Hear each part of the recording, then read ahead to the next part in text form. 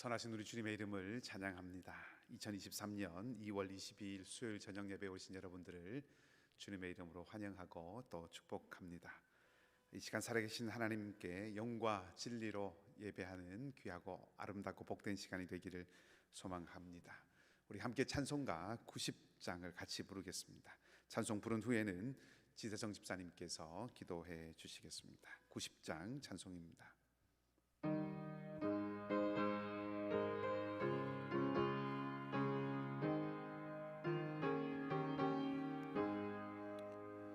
주 예수 내가 알기 전 날 먼저 사랑했네.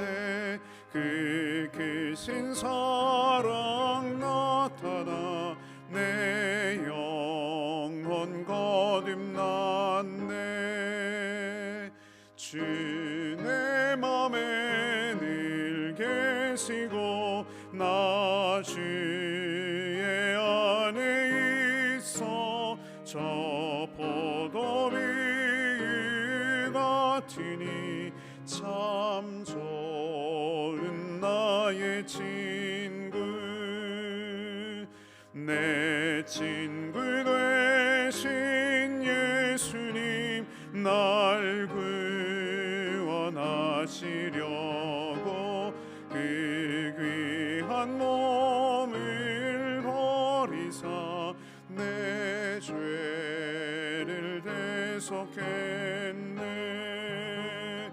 나 주님을 늘 믿으며 그 손을 의지하고 내 몸과 마음을 바쳐서 끝까지 충성하리.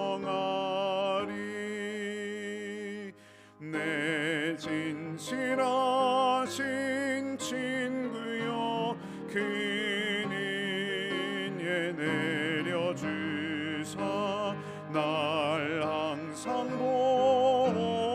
보호하시고 내 방패 되옵소서.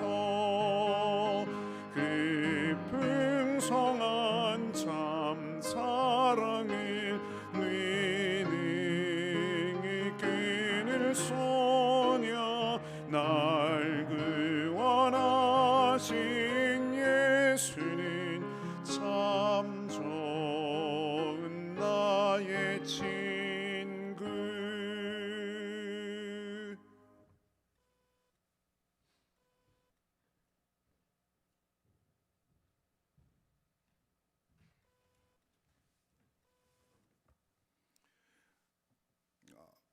우리 모두 다 같이 마음 모아 손 모아 함께 기도드리겠습니다. 찬양과 경배를 받으시기에 합당하신 하나님 아버지, 주님께 찬양과 경배를 올려드리옵나이다. 또한 주님의 말씀을 사모하여 수요일 저녁 주님과 함께하는 자리에 모인 주님의 백성들을 기억하여 주시고 주님이 베푸실 수 있는 하늘나라의 가장 큰 복을 내려주시길 간절히 바라고 원하옵나이다. 하나님 아버지, 간절히 비옵기는 예수님을 믿고 간절히 바라는 주님의 백성과 제자들, 이 세상에서 이런 일 저런 일을 하며 각각 다른 사회생활을 하며 살아가는 중에 예수님의 자녀 같은 생활, 예수님의 제자 같은 행동을 함으로써 살아계신 예수님과 생명의 말씀을 전파하는 귀한 사명을 감당하고 또한 우리의 행동을 통하여 주님의 말씀이 진리임을 증명할 수 있도록 큰 은혜를 내려주시옵소서. 또한 비옵기는 하나님의 자녀된 우리들은 주님 외에는 아무 능력도 없음을 자주 망각하며 살아가고 있음을 고백합니다. 주님의 이름을 앞세우기보다는 자신의 이름을 앞세우고자 노력하며 주님의 말씀을 기본과 기준으로 삼기보다는 자기 자신이 기본과 기준이 되며 자기 자신의 능력을 힘의 근원으로 삼고 행동을 하며 살아가려 함을 고백합니다. 그러나 자기 자신이 기준이 될 때는 자기 자신과 다른 것은 모든 것이 비판의 대상이 되며 또한 경멸의 대상으로도 삼기도 함을 마음 깊이 고백드리고 회개해 드립니다. 자기 자신이 기준이 되는 것이 아니고 주님의 말씀이 기준이 되는 삶을 살 수 있도록 인도하여 주시옵소서. 또한 주님께 바라옵기는 앞으로 치루어야 할 교회의 여러 행사가 있습니다. 목사님이 주관하시는 묵상학교, 또한 젊은 대학생들을 위한 라이드 투 처치, 중고등부 봄 수련회, EMA 스키 및 스노우보드 트립 등을 통하여 화목과 친교와 하나님의 말씀과 주님이 주신 자연을 체험할 수 있는 좋은 기회를 마련하여 주심에 감사드리며, 이 모든 행사를 처음부터 끝까지 주님께서 주관하여 주셔서 더욱더 안전하고 주님의 생명의 활기가 넘치는 행사가 될 수 있도록 인도하여 주시옵소서. 오늘 우리에게 주님의 말씀을 전하여 주실 담임 목사님에게 주님의 성령이 함께하여 주셔서 험한 이 세상에서 살아가는 우리들이 주님이 내려주시는 영적인 큰 힘과 세상을 헤쳐나갈 수 있는 하늘의 지혜를 얻을 수 있도록 주님께서 능력을 베풀어 주시옵소서. 수요 예배의 시종을 주님께 맡겨드리며 이 모든 말씀 자기 자신의 죽음을 통하여 저희들의 죄를 대속하여 주신 예수님의 이름 받들어 간절히 기도드렸사옵나이다. 아멘.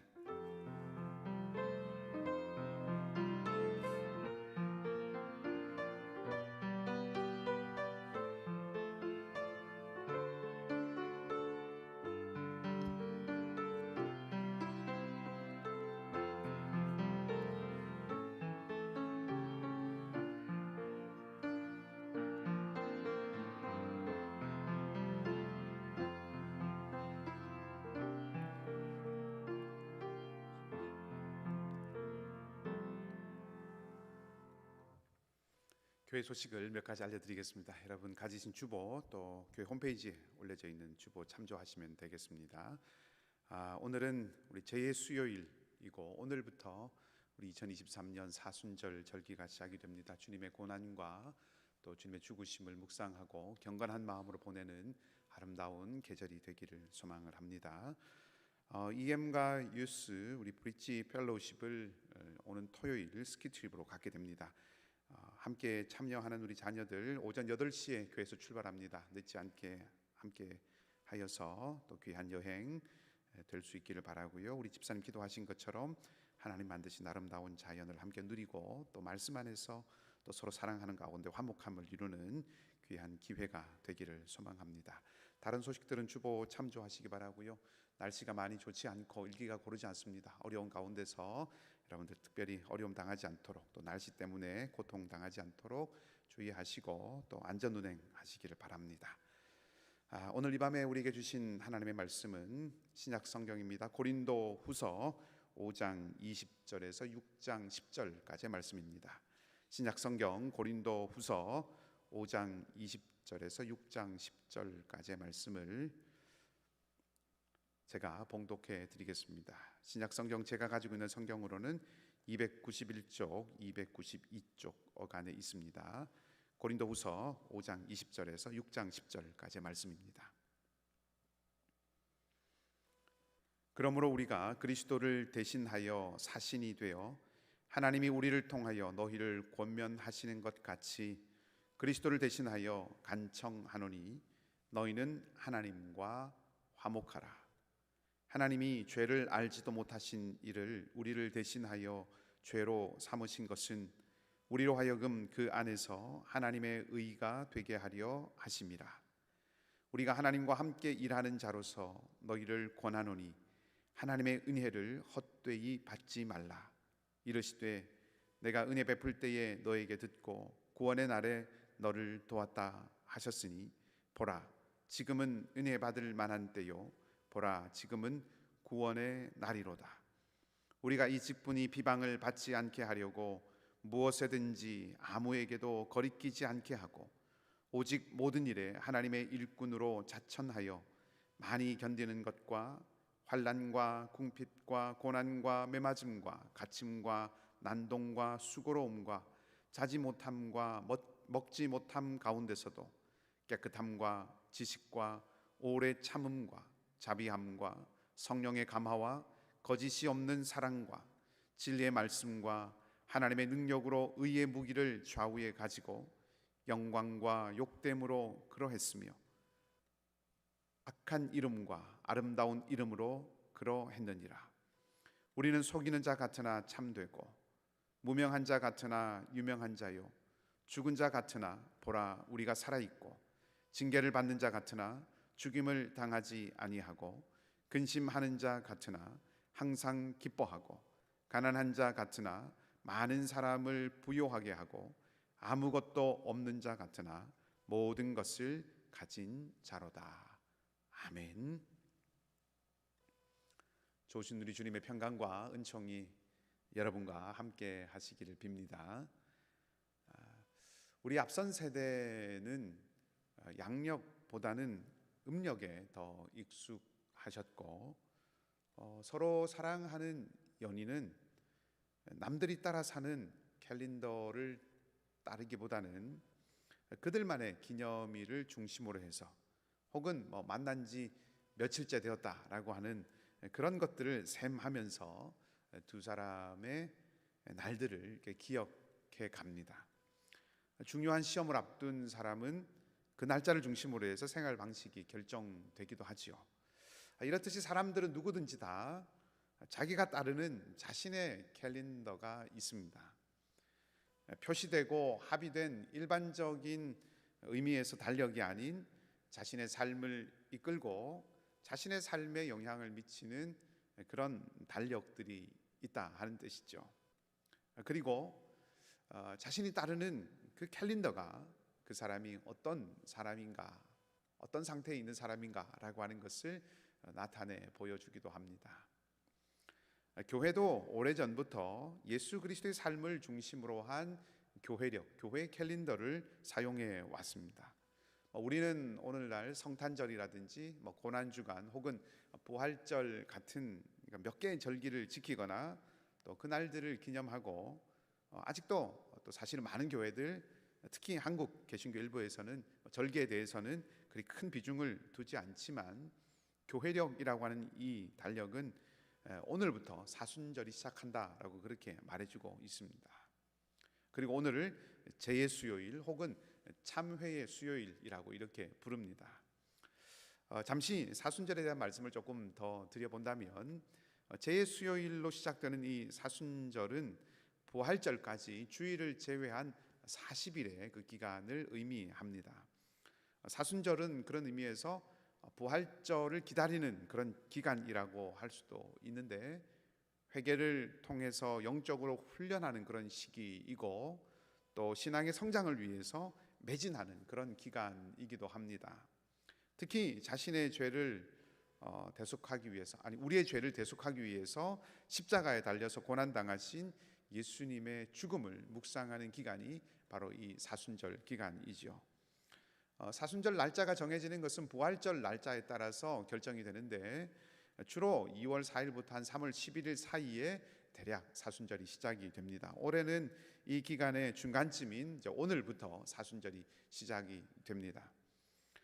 사순절이 시작되는 날로서 오늘 이제 제의 수요일 혹은 참회의 수요일이라고 말씀을 드렸는데 이 사순절을 시작하는 날로서 제의 수요일이 시작된 것은 한 7세기 정도가 되었을 때부터 시작이 됐습니다. 그러니까 교회 전통이 제의 수요일로부터 사순절이 시작되는 이 전통이 대략 한 1400년 정도 이어져 왔다고 그렇게 할 수가 있습니다. 제일 처음 1세기 교회에는 사순절을 40일 동안 지키지는 않았고 40시간을 지켰다고 합니다. 이것은 예수님께서 십자가에서 죽으시고 난 후에 무덤 속에 계셨던 그 시간이 대략 40시간 정도라고 생각을 했고 그래서 40시간을 지키는 것으로 처음 출발을 했습니다. 이것이 시간이 조금 지나면서 3세기가 되어서는 부활주일 전에 한 주간 동안을 부활을 준비하는 기간으로 그렇게 삼았고 잘 알려져 있는 325년에 있었던 니케아 공의회를 통해서 처음으로 40일을 부활을 준비하는 기간으로 지키게 되었습니다. 그렇지만 이제 40일을 부활절을 준비하는 기간으로 사순절로 지키자고 니케아 공회를 통해서 정해졌지만 사실 오늘 같이 이렇게 40일을 충실하게 지키지는 못했습니다.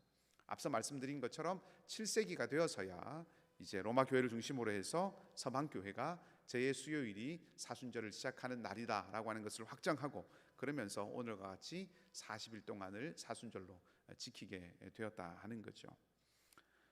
사순절 기간 동안 지켰던 것 가운데 대표적인 것은 무엇보다 우리의 죄와 그리고 그리스도의 대속의 죽음을 생각하면서 금식하는 것이었습니다. 그게 사순절 기간 동안에 가장 많이 지켜졌던 대표적인 것이었습니다.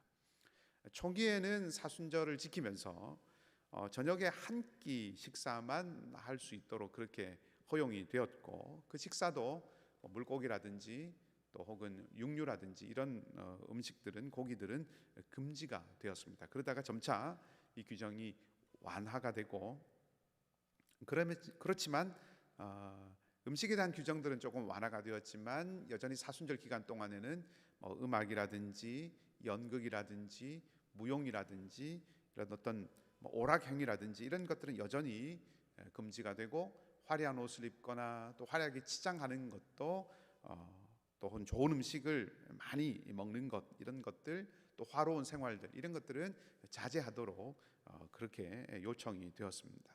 대신에 그런 것들 하지 않고 대신에 자선을 베풀고 경건한 마음으로 더욱 예배에 참석하고 또 기도 생활을 강화하는 것 이런 것들이 권장되었던 절기가 이 사순절입니다.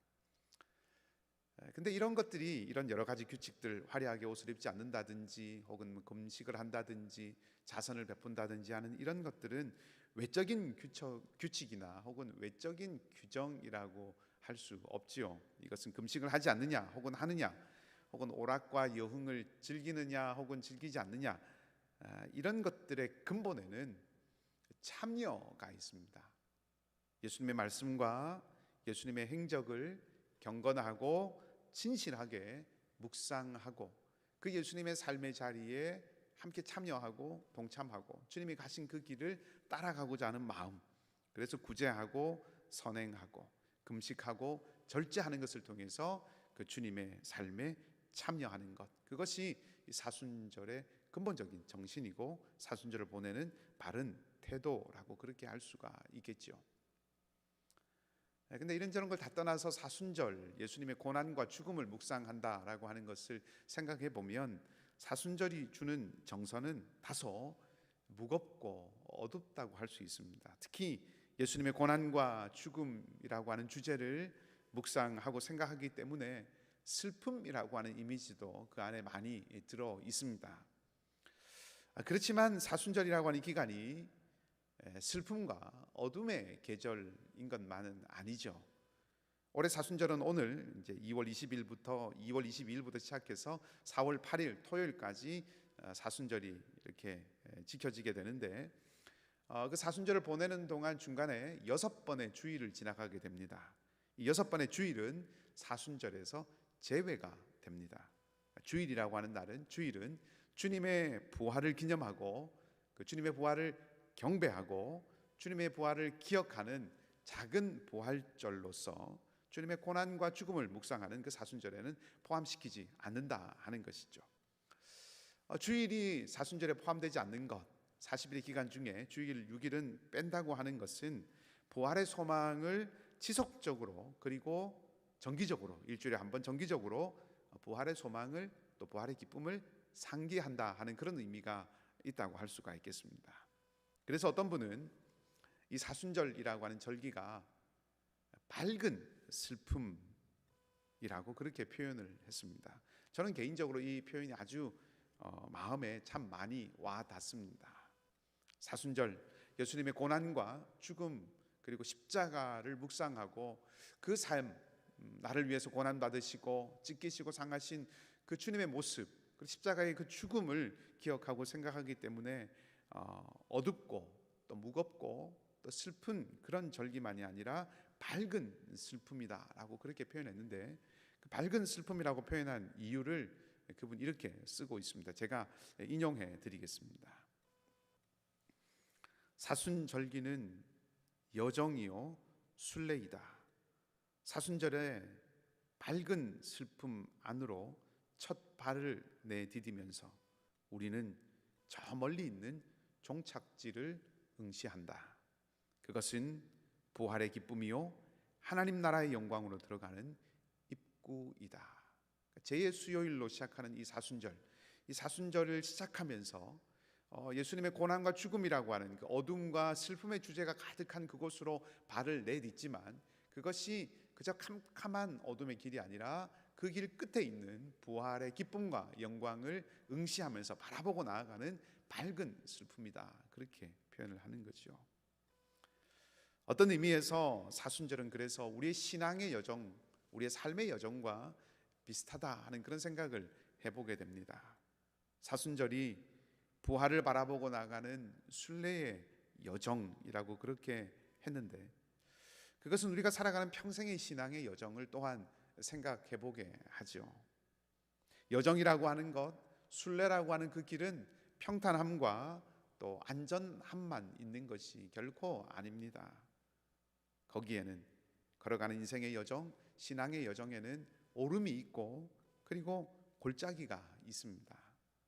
오늘처럼 눈보라가 세찬 바람과 함께 모든 것을 얼어붙게 몰아치는 그런 날, 차디찬 비바람과 함께 몰아치는 날도 있고 외롭고 캄캄한 길에서 두려움과 불안으로 갈피를 잡지 못하는 그런 순간도 있고 또 때로는 화창하고 상쾌한 아침도 있고 평탄한 길에서 친절하고 너그러운 사람들과 함께 웃으며 걸어가는 그런 날들도 있습니다. 이런 것들이 다 함께 어울려 있는 것이, 이런 것들이 함께 있는 것이 삶과 신앙의 여정이라고 할 수가 있겠습니다. 그러니 신앙이라고 하는 것이, 신앙이 평탄하고 평온하고 평화로운 삶을 보장해 주는 것이라고 생각하는 것은 어떤 면에서는 잘 들어맞지 않는 것입니다. 이 땅을 살아가는 사람은 누구도 예외 없이 슬픔과 기쁨, 희망과 낭망, 아픔과 치유, 그리고 얼어붙음과 녹음, 두려움과 안도가 이리저리 교차하는 그런 현실을 벗어날 수 없기 때문이죠. 그러니 신앙을 갖는다고 하는 것, 신앙인으로 살아간다고 하는 것은 이 슬픔의 세계에, 이 어둠의 세계에 참여하고 슬픔이 교차하는, 아픔이 교차하는 이 세계를 걸어가지만 저 멀리에 있는 가야 하는 그 종착지를 바라보면서 밝은 슬픔의 길을 걷는 것, 그것이 신앙이고 그것이 신앙인의 여정이다, 그렇게 말씀을 드릴 수 있습니다. 그리고 그것도 혼자 그 길을 걸어가는 것이 아니라 함께 그 길을 걸어가는 것이 신앙의 여정입니다. 그런 뜻에서 사순절을 시작하는 오늘 이 고린도후서의 말씀을 통해서 우리가 이 사순절 기간을 지나가면서, 이 사순절 기간을 보내면서, 아니 신앙의 모든 여정을 걸어가면서 어떻게 밝은 슬픔의 길을 걸어갈 것인가, 밝은 슬픔의 길, 이 길을 어떻게 걸어갈 것인가 하는 것을 생각해보고 확인해보는 것은 아주 의미 있는 적절한 일이라고 할 수가 있겠습니다. 오늘 봉독해드린 본문의 말씀은 교회력에서 따른 성서 읽기표에서 제시하고 있는 본문입니다. 교회력에 따라서 성경 읽어가는 것을 성서 정과라고 그렇게 말을 하는데, 매주마다 4개의 본문을 읽도록 성서 정과표가 만들어져 있습니다. 그 4개의 본문은 시편을 제외한 구약과 그리고 시편, 그리고 복음서, 그리고 복음서를 제외한 나머지 신약, 이렇게 4부분으로 나누어서, 성경을 4부분으로 나누어서 그곳에서 각각 발췌된 그런 본문입니다. 이 4개의 본문을 매주 이렇게 읽어가게 되어 있습니다. 성서 정과라고 하는 것이 한국 교회에서는 좀 익숙하지는 않은 것인데, 장로교회 출발이라고 할 수 있는 스코틀랜드 장로교회에서 1940년에 성서 정과를 만들어서 사용해 오고 있고, 다른 교단이나 다른 교파에서는 더 오래된 전통을 가진 그런 곳도 많이 있습니다. 거슬러 올라가면 누가복음 4장에 보면 예수님께서 회당에 들어가셔서 성경을 읽으신 장면이 기록되어 있는데, 그 말씀을 보면 예수님께서 회당에 들어가셔서 임의로 성경을 선택하시고 임의로 본문을 펴신 것이 아니라 선택하신 본문을 읽으셨다기보다는 전통에 따라서 그때 주어진 그 성경의 본문을 읽으셨다라고 그렇게 볼 수가 있습니다. 말하자면 성경의 본문을 이렇게 나누어서 발췌해서 정기적으로 꾸준하게 이렇게 읽어갈 수 있도록 만들어진 전통이 아주 오래된 전통이다 하는 것이죠. 오늘날에는 이 성서 정과를 따라서 주일에 말씀을 나누는 교회들이 점차 늘어가고 있는 그런 추세이고, 그렇게 해서 전체 성경을 이제 고루고루 2년에 한 번 혹은 3년에 한 번 이렇게 다 다룰 수 있도록 그렇게 살펴가고 있습니다. 우리도 지금은 이제 매일 성경의 본문을 따라서 모든 우리 교우가 함께 같은 말씀으로 묵상하자 하는 그런 취지에서 매일 성경의 본문의 말씀을 따라서 주일 말씀을 이렇게 따라가고 또 설교하고 있지만, 2021년에는 이 성서 정과표를 따라서 교회력에 따른 성경 말씀들을 이렇게 한 해 동안 살펴봤던 그런 기억도 있습니다.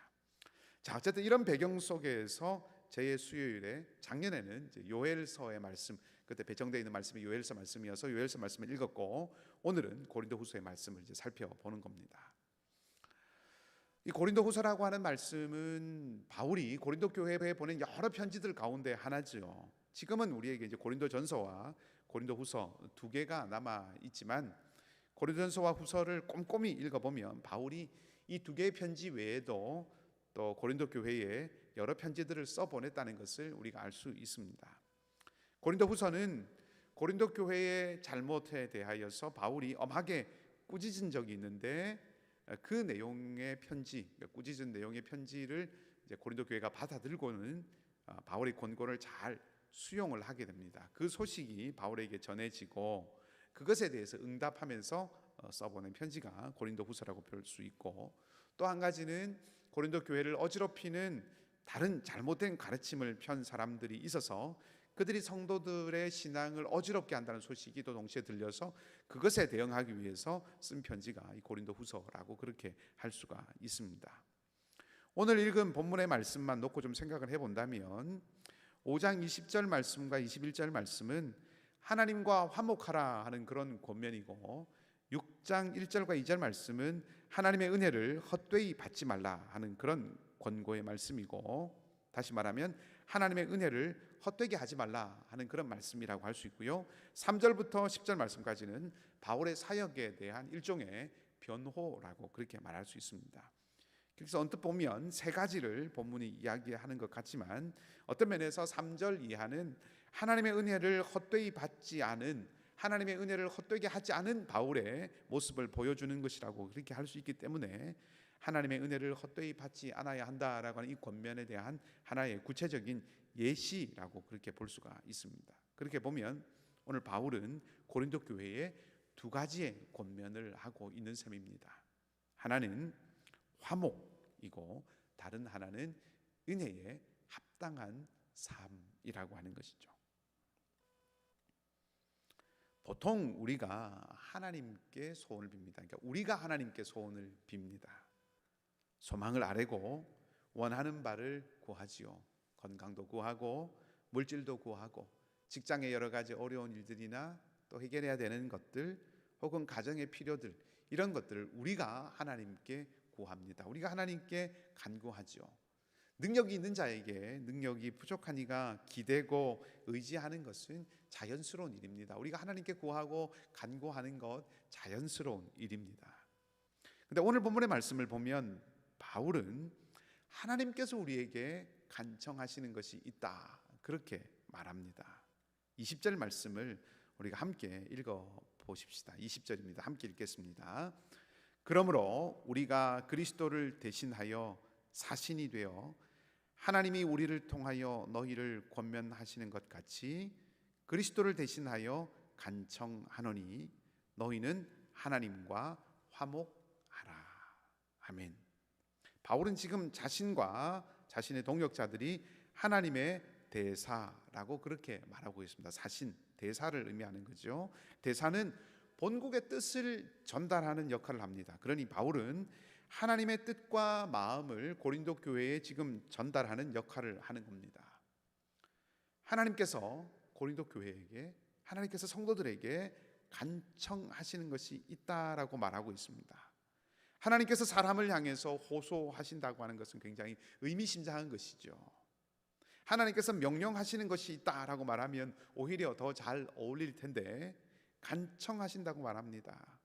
하나님께서 힘이 없으시고 약한 존재, 소위 을 이어서 그런 것 아니시죠. 하나님께서 간청하신다, 하나님께서 정말 간절한 마음으로 원하는 바가 있다라고 말씀하신다고 하는 것은 정말로 하나님께서 가장 우선적으로 고린도 교회 사람들에게, 성도들에게 요구하시는 것이 있다 하는 그런 뜻입니다. 성도는 이미 하나님과 화목한 존재입니다. 성도는 이미 하나님과 화목한 하나님의 아들이고 하나님의 딸이고 하나님의 백성이라고 할 수 있죠. 그런데 오늘 바울이 하나님과 화목하라 말합니다. 다소 이상하게 들립니다. 이 말은 화목이라고 하는 것이 단 일회적인 사건이 아니라는 거죠. 오히려 화목한 것, 화목하는 것, 이것은 잃지 않도록, 그것을 잃어버리지 않도록 그것을 잘 지키고 유지해 가야 하는 어떤 것이다 라고 하는 것을 말해 줍니다. 그렇게 생각하고 하나님과 화목하라 하는 이 말씀을 바라본다면 그것은 하나님과의 관계가 잘못되지 않도록 하나님과의 관계를 놓치지 않아야 한다 하는 그런 뜻으로 읽을 수 있습니다. 하나님과의 관계라고 하는 것은 그리스도인들에게, 아니 사람에게, 인간에게 있어서 가장 근본적인 문제이지요. 사람은 하나님과 화목해야 합니다. 사람은 하나님과의 관계가 회복돼야 됩니다. 모든 인간, 모든 인류는 하나님과의 관계가 회복되어야 합니다. 그것이 가장 근원적인 문제입니다. 하나님과의 관계가 회복된다고 하는 것은 무엇보다 자신이 누구인지, 내가 어떤 존재인지를 깨닫고 알게 된다고 하는 그런 뜻이죠. 기독교 신앙에 있어서 구원은 비참을 깨닫는 데서 시작이 됩니다. 비참함을 깨닫고 인정하는 데서 구원이 시작이 됩니다. 내가 죄인이고 내가 허물 많고 연약하고 홀로 나 혼자 스스로를 구원할 수 없는 존재라고 하는 것을 아는 데서, 그것을 인정하는 데서 구원의 은혜가 경험되기 시작하는 거죠.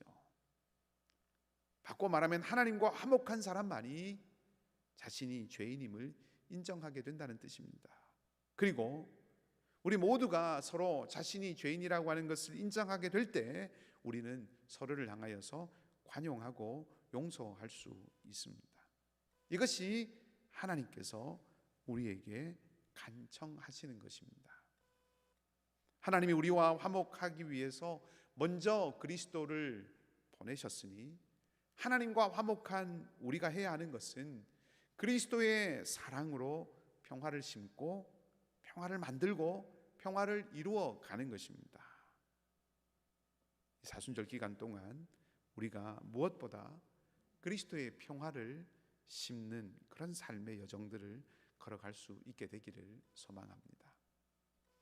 두 번째 바울의 권면은 은혜를 헛되이 받지 말라 하는 것이었습니다. 하나님의 은혜라고 하는 것은 무엇보다 5장 21절 말씀을 통해서 알려주듯이 예수 그리스도를 통한 용서와 구원의 은혜입니다. 그러니 은혜를 헛되이 받지 말라 하는 이 말, 은혜를 헛되이 받지 않는다라고 하는 것은 죄와 무관한 삶을 살아간다는 거죠. 반대로 은혜를 헛되이 받는다라고 하는 것은 죄의 지배를 받지 않도록 하신 그 하나님의 은혜와 상관없이 사는 삶이라고 할 수 있습니다. 여전히 죄와 죽음의 지배를 받으며 사는 것입니다. 예를 들어서 자기 자신만을 위해서 살던 삶을 청산하고 이제 그리스도를 위해서 살아가야 하는데 그렇지 않다는 것입니다. 여전히 자기 자신, 지나친 자기 중심성에서 벗어나지 못하고 욕심을 쫓아가는 삶을 살아간다는 것이죠. 그것이 은혜를 헛되이 받는 것입니다. 바울이 그것을 은혜를 헛되이 하는 것이라고 말해 줍니다. 이런 삶은 누구나 다 아는 탐욕이나 교만한 모습, 확연하게 드러난 그런 교만과 탐욕의 모습만을 뜻하는 것이 아닙니다. 오히려 겉으로는 잘 드러나지 않고 남들은 알아채지 못하는 은밀한 모습까지 포함하는 거죠. 말하자면 바울은 지금 철저하게 복음의 은혜 안에 머물라고 말합니다. 그것은 철저하게 자신을 살피고 성찰하는 것도 포함하는 것입니다. 3절 이하의 말씀을 보면 바울은 자신의 직분이 비방받지 않으려고 애썼다고 말합니다. 은혜에 합당한 삶을 살려고 힘썼다고 지금 말하고 있는 거죠. 은혜는 우리에게 값없이 주어진 것이지만 하나님의 은혜는 합당한 삶을 살아갈 때 헛되지 않습니다. 예수님의 비유 중에 1만 달란트를 왕에게 탕감받은 사람의 이야기가 있지요. 그는 왕으로부터 1만 달란트 엄청난 그 빚을 탕감받은 후에 자기에게 500데나리온 빚진 사람의 멱살을 잡고 그를 감옥에 쳐넣습니다. 이런 사람을 배은망덕한 사람이라고 말하죠. 은혜를 입어놓고 그 은혜를 잊어버린 사람이라는 것입니다. 그 사람이 500데나리온의 빚을 진 사람의 멱살을 잡는 순간부터 그는 왕으로부터 받은 은혜, 왕으로부터 입은 은혜를 훼손한 것입니다. 은혜는 합당한 삶을 살 때 훼손되지 않는 것입니다. 합당한 삶을 살게 하기 위해서, 마땅한 삶을 살게 하기 위해서 은혜를 조건으로 주는 것은 아니지만 은혜를 은혜로 여길 줄 아는 사람은 합당한 삶을 살고 합당한 삶을 통해서 은혜를 은혜로 보존하고 지켜간다는 것입니다. 바울은 자신이 남들이 보기에는 속이는 자 같으나 헛된 것을 전파하는 사람 같으나 실은 참되고 진리를 선포하고 진리를 말하는 사람이고 세상이 보기에는 무명한 자 같지만 실상은 유명한 자이고 고난을 당하지만 멸망하지 않고 끝날 것 같지만 무너지지 않고 근심이 많은 것 같지만 사실은 기쁨이 넘치고 아무것도 없는 것 같지만 사실은 모두를 부요하게 하는 풍족함을 가진 사람이라고 그렇게 9절과 10절 말씀에서 고백하고 있습니다. 겉보기에는 초라하고 어리석은 삶처럼 보였습니다. 매들 맞았지요. 조롱도 당하고 풍족하지 못하고 영광스러움도 없었습니다. 물론 모든 그리스도인들의 삶이 그런 삶을 살아야 하고 그런 삶이라고 하는 것은 아닙니다. 그러나 바울은 그런 삶을 살았습니다. 바울이 말하는 것의 중요함이 어디 있습니까? 중요한 것은 세상이 보기에는 어리석어 보일 수 있지만 실상은 그렇지 않다 하는 거죠. 그것을 아는 것이 중요합니다. 바울이 이런 삶을 살아가게 하는 것, 바울이 이런 삶을 살게 된 것은 그의 삶의 태도 때문이죠. 3절부터 보면 바울의 삶의 태도가 어떠했는지를 말해줍니다. 바울은 무엇에든지 또 누구에게든지 거리끼지 않으려고 매우 조심했습니다. 그 구체적인 모습이 4절에 나오는 것처럼 모든 일에 많이 견디는 모습이었고 그리고 수고로움, 환난, 궁핍 그런 것들 가운데서도 깨끗함을 지키고 자비를 베풀고 사랑을 따르고 진리의 말씀을 붙들고 살아갔습니다. 이런 삶들, 저는 이것을 여백을 가지는 삶이라고 그렇게 표현하고 싶습니다. 서양화와는 달리 동양화에는 여백의 미가 있지요. 더 그릴 수 있는데 그리지 않고 남겨둔 여백의 미, 그 여백이 신비를 더해줍니다. 그렇게 생각하면 굉장히 여백이라고 하는 것이 낭만적인 모습을 떠올리게 되지만 제가 여백을 가지는 삶이라고 표현한 이 여백은 실상은 완충지대입니다. 평화를 위해서 남겨둔 여지입니다. 마치 비무장지대와 같은 것이죠. 긴장의 끈을 놓치지 않아야 하는 그런 자리입니다. 바울이 보였던 삶의 태도, 오래 참고 많이 견디는 것, 인내입니다. 인내는 여백을 두는 것이죠. 더 실수하지 않고 앞으로 회복될 수 있는 그런 여지를 두는 것이 인내입니다. 참는 것은 손해고 패배가 아닙니다. 베드로가 칼을 빼서 대제사장의 종의 귀를 베어버렸을 때 그 겟세마네 동산에서 예수님께서 무엇이라고 하셨습니까? 베드로의 칼을 칼집에 다시 도로 꽂으라고 하시면서 참으라 라고 말씀하셨습니다. 그렇게 십자가의 길을 걸어가는 것, 많이 견디고 많이 인내하는 것, 그 십자가의 길을 걸어가는 것이 진정한 승리의 길이었기 때문입니다. 인내는 승리를 위한 여백입니다. 사랑과 자비라고 하는 것도 마찬가지죠. 여백을 두는 겁니다. 여지를 두는 것이죠. 공간을 만들어 두는 겁니다. 다른 이가 들어와서 안전감을 느끼고 누군가 들어와서 돌봄을 경험하고 누릴 수 있는 그 자리를 만드는 여백이 사랑과 자비입니다. 진리의 말씀을 따른다고 하는 것도 동일합니다. 말씀은 우리의 마음과 우리의 삶의 여백을 만드는 겁니다. 내 생각과 거친 마음에 하나님의 뜻과 하나님의 평강과 하나님의 공의가 들어와서 자리를 잡고 그 하나님의 말씀이 일하시도록 공간을 열어주는 것입니다.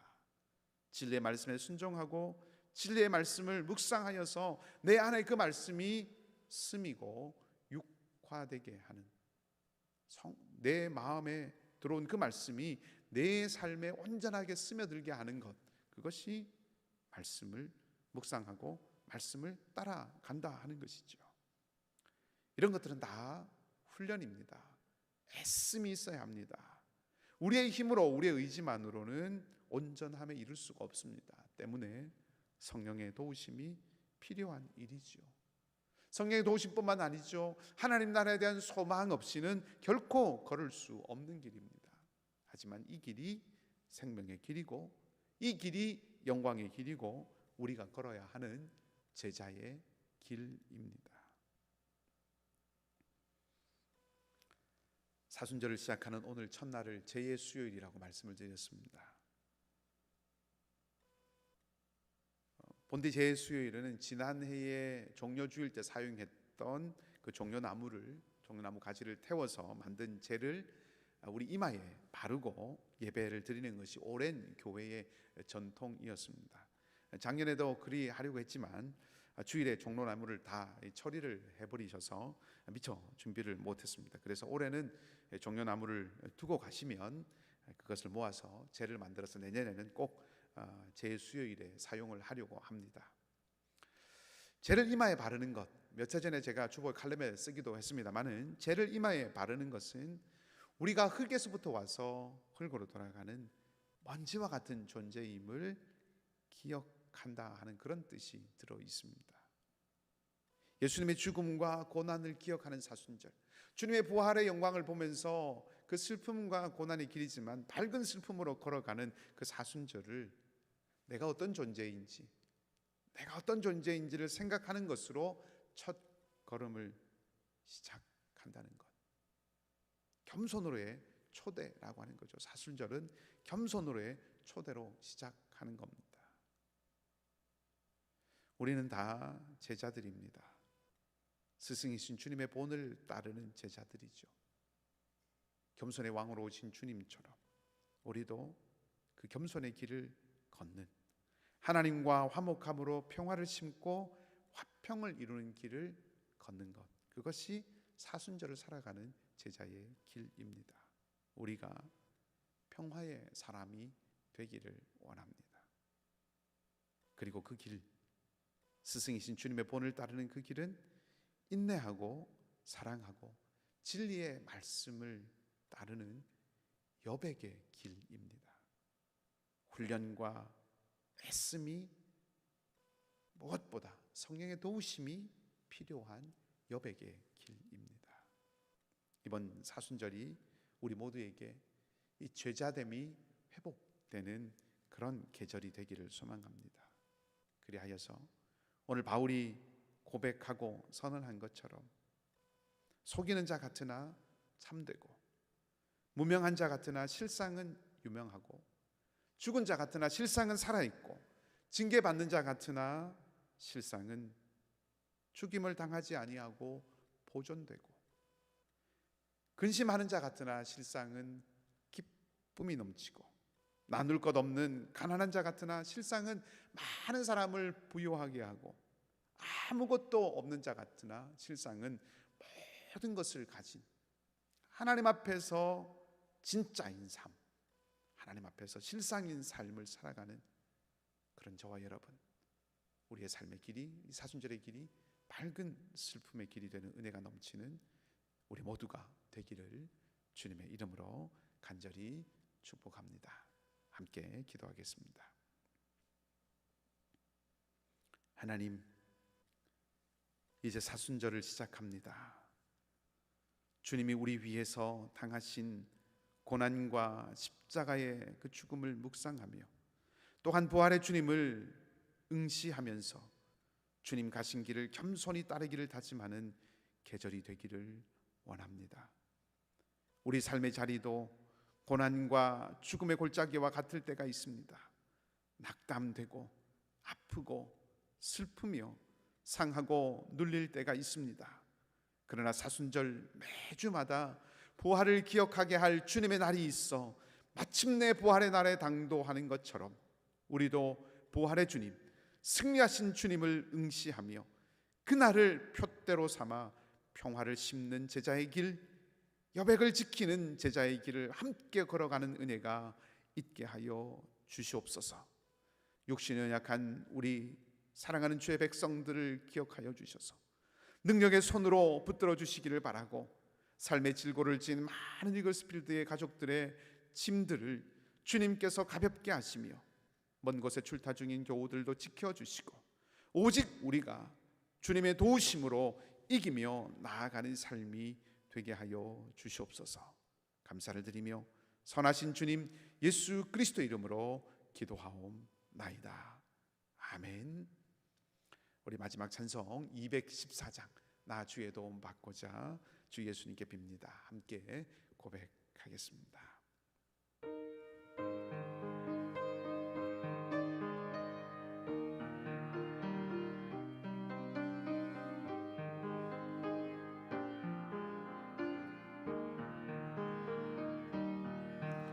나 주의 도움 받고자 주 예수님께 빕니다. 그 구원 허락하시사 날 받아 주소서.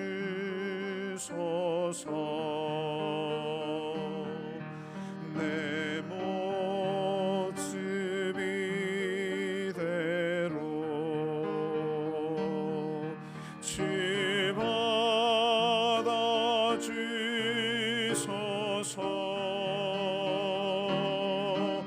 날 위해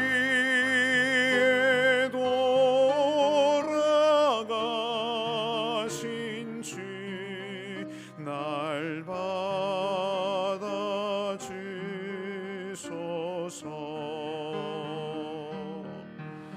큰 죄에 빠져 영죽을 날 위해 피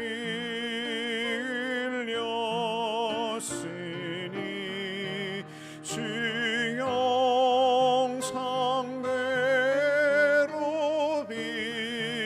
빚으사 날 받아 주소서.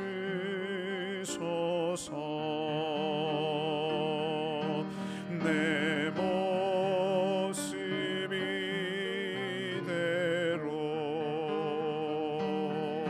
주 받아 주소서.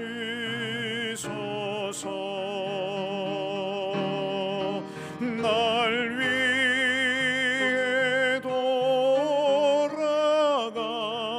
돌아가신 주 날 받아 주소서. 내 힘과 결심 약하여 늘 깨어지기 쉬우니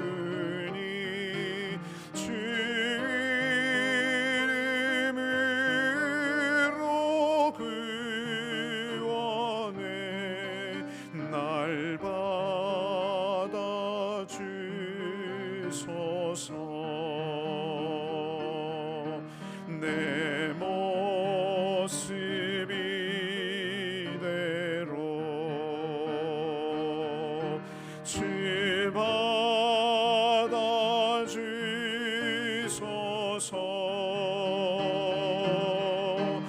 날 위해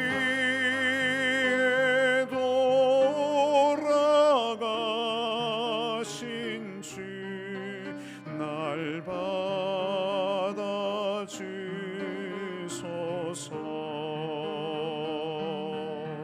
내 주님 서신 바 앞에 나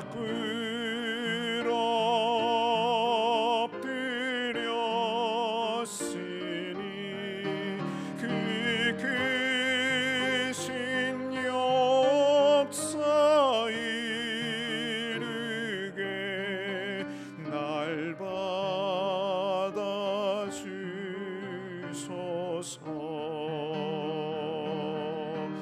내 모습 이대로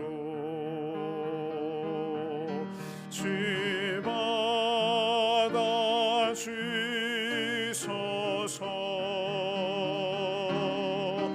날 위해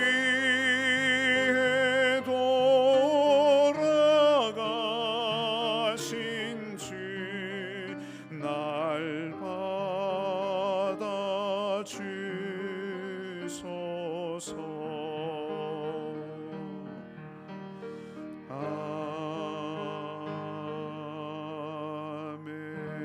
아멘.